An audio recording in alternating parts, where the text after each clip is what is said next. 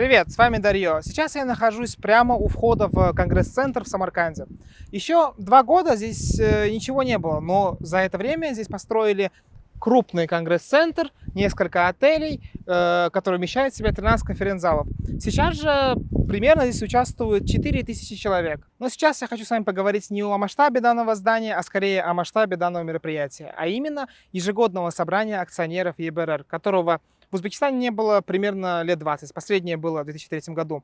И закончилось, мягко говоря, но не очень хорошо. Ну, можете посмотреть потом. И сейчас мы решили поговорить с инвесторами, что изменилось за эти 20 лет, куда веет экономика Узбекистана и чего нам ждать в будущем. No, we are first of all, very happy to be in Uzbekistan and to hold our annual meeting in this very beautiful and ancient city of Samarkand, which is a symbol of its for herself. And we are positively impressed by the number of participants. So we expect a high-level number of participants, a lot of interest in Uzbekistan, and a lot of interest in this annual meeting. So let's see how things go, but we are very optimistic about the upcoming meetings. Какие изменения в торговых отношениях между Узбекистаном и Европой вы ожидаете в ближайшие годы? Good afternoon. Well, first of all, we see that EU-Uzbekistan trade and economic relations are developing very dynamically. Okay. It's, I would say, not least thanks to the reform path taken by President Mirziyoyev and the opening of Uzbek economy. So we see indeed now lots of interest from the EU business and rapidly increasing trade flows in both directions. Also some agreements which we are going to have in place will further facilitate this. I would note the enhanced partnership and cooperation agreement which we have concluded and currently are preparing for signature. Also the fact that Uzbekistan already since 2021 benefits from our generalized system of preferences plus, which gives Uzbekistan privileged access to the EU market. It's also helping, and we continue to support also Uzbekistan's work towards joining the World Trade Organization. So those are all positive developments, and all will further facilitate trade between EU and Uzbekistan. Вот вы сейчас упомянули именно соглашение. Вот можете раскрыть нам кое-какие детали? Well, enhanced partnership and cooperation agreement, politically negotiations are concluded. So we are now currently technically preparing it for signature. So that's now, I would say, more a technical process, but politically agreement is reached. Well, it actually builds on the previous partnership and cooperation agreement which we had, but in a sense we are modernizing it, extending it, and it will also help us to strengthen our economic ties. It provides for certain agreements in area of trade, investment in different sectors, so providing certainty and clarity for businesses both in EU and Uzbekistan on the rules of engagement. В 2022 году вы уже участвовали в Совете инвесторов при президенте Республики Узбекистан в Узбекистане. В этом году мы проводим такое масштабное событие, как ежегодное собрание ЕБРР в Самарканде. Можете, пожалуйста, сказать, это означает ли то, что связь между Узбекистаном и ЕБРР укрепляется? Или о чем это нам говорит? Yes, indeed. I think that we see a big, I mean, with the renewal of the reform agenda since 2016-17, and I mean, the leadership of the country moving towards a more market-oriented, open economy, real interest from investors, and I think the EBRD is very proud of the role we played in putting back Uzbekistan in the investors' international map. So I think that's something that we see. We see more interest in Uzbekistan. In particular, there is an area which is attracting a lot of interest and foreign investors, which is energy and green energy, because the government has set up ambitious objective in terms of greening the energy sector, bringing renewable energy, building on the natural assets of the country in terms of wind and solar. And this is an area where there is a lot of new investors coming into the country to develop the biggest project we have in our countries of operation in terms of size and electric production. So we are very, very happy and very proud of that. Какие меры вы планируете предпринимать в ближайшее время, чтобы улучшить торговые отношения с Узбекистаном и Европейским Союзом? First of all, we see the whole Central Asia region as strategically important, so we are now intensively engaging with the entire region. And just tomorrow, for example, we'll have a EU Central Asia Economic Forum in Almaty, so I'm going directly here from Samarkand to this economic forum where we'll discuss our regional cooperation, and as I was mentioning before, the reform path Uzbekistan now has taken is certainly helping us to strengthen this engagement. So we want clearly to cooperate economically. We also want to cooperate politically. Of course, important question right now in the context of Russia's war of aggression against Ukraine is a question of avoidance of sanction circumvention. I'm clearly engaging with my counterparts in Central Asia on this topic. But if we look, for example, at the investment dynamic, over the last decade, EU member states and businesses from EU member states have invested something like 105 billion euros in Central Asia.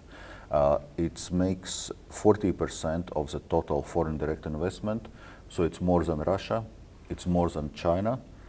I think it shows the importance of our relation. Экономика Узбекистана растет, несмотря вот на недавние потрясения в виде пандемии коронавируса, войны и всего остального. Будет ли этот рост, по вашему мнению, продолжаться, если Узбекистан продолжит реформы? I think indeed the growth perspectives are relatively good. We just issued yesterday our growth forecast for the country, I mean for the region overall, and Uzbekistan. We forecast more than 6% of growth in 2022 and in 2023 and 2024. So that's a good figure.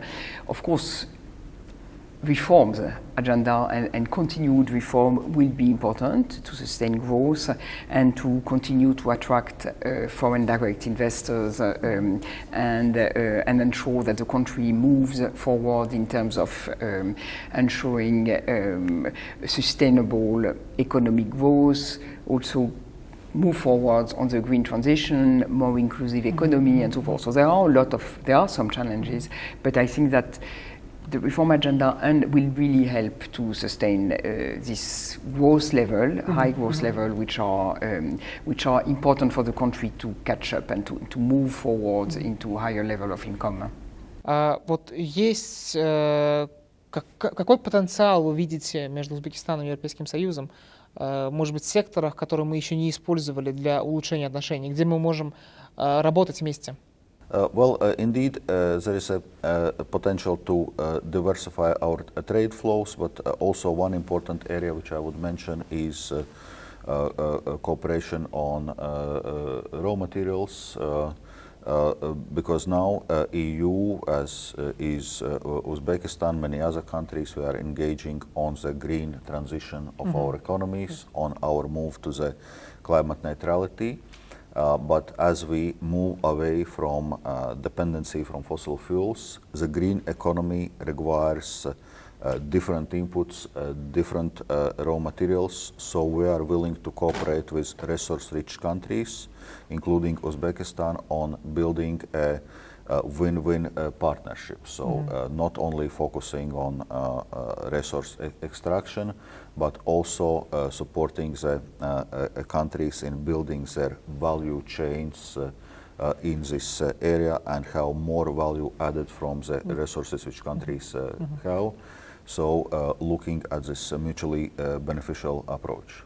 Какие действия Узбекистан может предпринять, чтобы сделать, первое, свою экономику более прозрачной, и второе, сделать страну более привлекательной для инвесторов? I think, first of all, the work done in the context of the FIC, so the Foreign Investment Council, will be very important to hear from private investors what are their concerns, what are their needs, what kind of policies can be put in place in order to facilitate investment and so forth. And so predictability, transparency, openness are very important, I guess, in order to continue to attract investors. The government has a big privatization agenda. The public sector is still very important in the country, be it in the banking sector or in more industrial activities.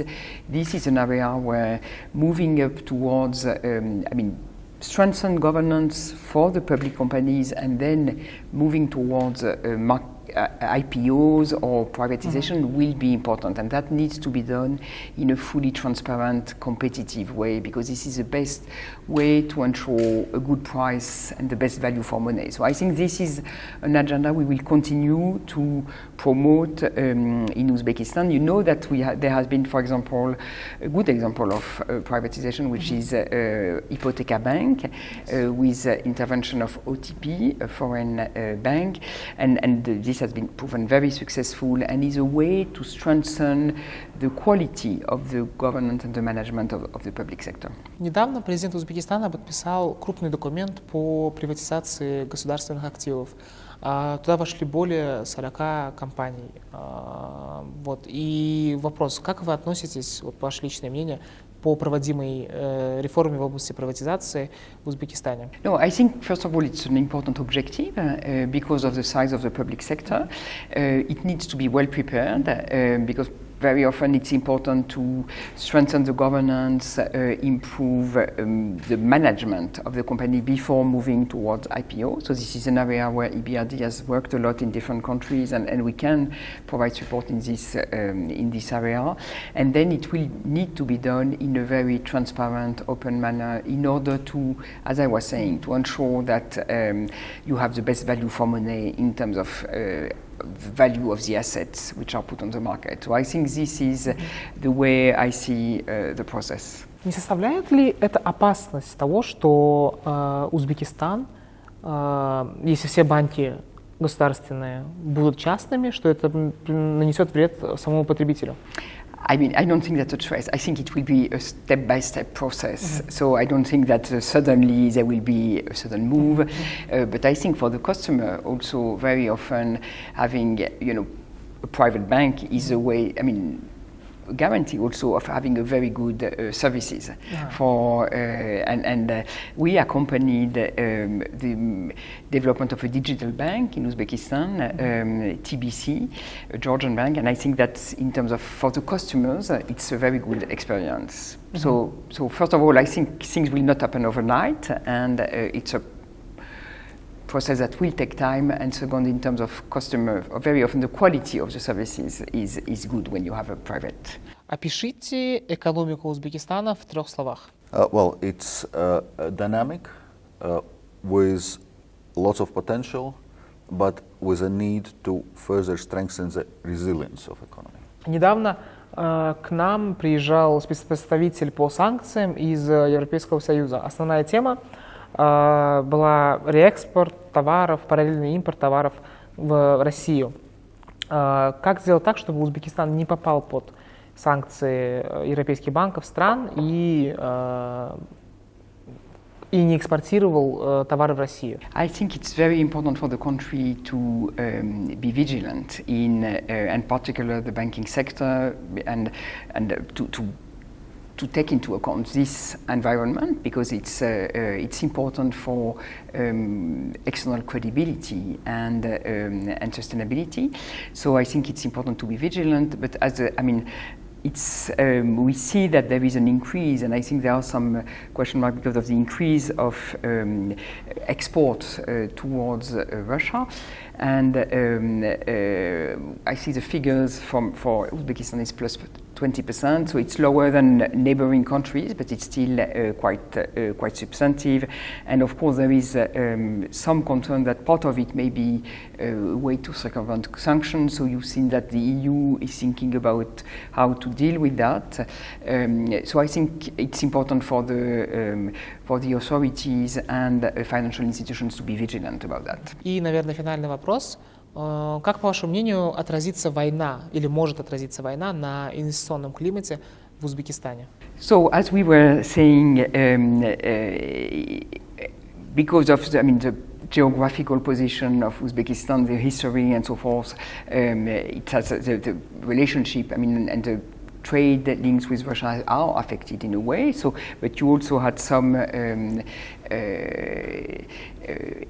economy benefited from inflows, from, for example, increase of remittances and so forth, which are indirectly related to the situation with Russia. I think as we were saying, the economy resisted very well to the growth is very dynamic, so that's good for the economy. It's important, I think, to continue to diversify the economy and diversify the trade with other partners and in order to diversify risk, I would say. So so one question in relation to diversification is the trade avenues and the question of development of middle corridor, for example, in order to develop alternative road to export, for example, to Europe, and so EBRD has been working on a study financed by the EU to explore all the alternative trade road in a way alternative to the northern corridor towards Russia, going through Russia, in order to see how, because transportation of goods is a bottleneck in the current context and because of the war. So I think that we are looking at all the alternative, and this may require investment in infrastructure, but also investment in facilitating customs processes and so forth, so as to smooth the processes. Because I understand, for example, for Uzbekistan, that there has been a very significant increase in cost of trade, physical trade, outside of Uzbekistan because of the situation, the geopolitical situation. Mm-hmm. Just last word, maybe, which I would like to underline, is the increase of investment opportunities for a bank like EBRD. We've been increasing in the last years, since 2017, when we started again investing in the country. We have every year reached a new record level of investment with 800 million euros invested in 2022, which is a very significant level of investment for the region and for the country. So I think that reflects also the large interest from private investors, because a large share of it is related to private investment. So it reflects, the potential of the country.